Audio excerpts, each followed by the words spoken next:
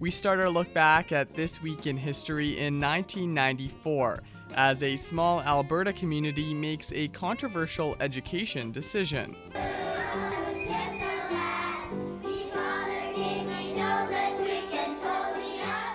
A new tune for rural education. The small village of Glendon is trying a 4-day-a-week school pilot, a move far from the ordinary for the small village of 450 people. 4-day-a-week first started was the last thing in the world I ever thought would happen. It just seems so unnatural, untraditional. And this break from tradition has some upset and questioning where the quality of education in Glendon is heading.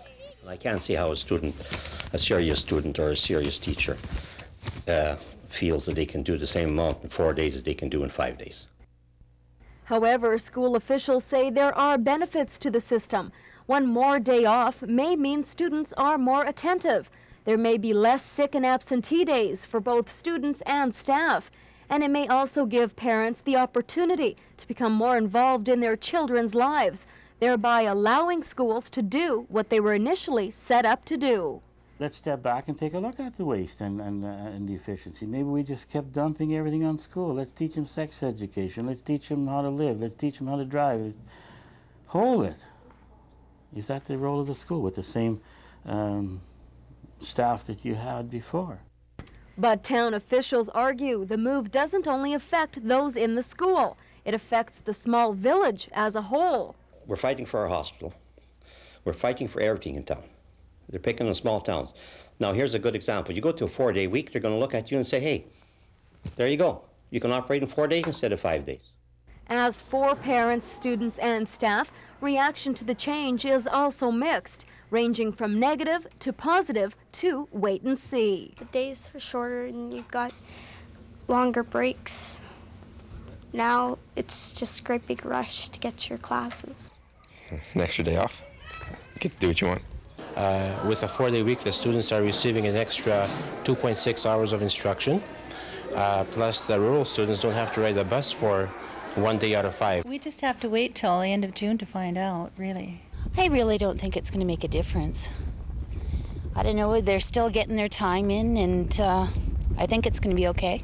The pilot project will last until the end of this school year. At that time, school officials will weigh the pros and the cons of the controversial proposal and decide whether or not it's feasible and beneficial to go full steam ahead in the fall. And moving forward now to 1998, a group of Lloydminster residents rally to save the Meridian School. Last in my class, so I'm right at the end. Pete Holt was a student at the Meridian School in Lloydminster back when it opened in 1925. See, I went for 4 years here when it was first built. Oh, I see. However, that history is in jeopardy. That is why Pete and others met today at the historic school. The purpose of our organization is to preserve and celebrate our local histories. That association is the Centennial Commemorative Committee, and they are trying to preserve the Meridian School as well as many other historical buildings across the border city. There are plans to level the school and in its place construct a new city hall. It's our view, not necessarily that you have to preserve anything and everything that was ever built, but that it doesn't seem that in the present situation the heritage aspects, the aesthetic aspects, the cultural aspects are being adequately represented in the decision making that's being made. And for that reason, the committee has collected over 1,300 signatures on a petition, which it handed over to City Council today. The Centennial Group hopes the historic school can be saved. As far as we know, at this point, our petition is the biggest one. Oh, I'm sure it is, Franklin, and it's appreciated. However, creating a historical building costs money, and it won't come cheap. Is there government money, heritage government money, to kick in?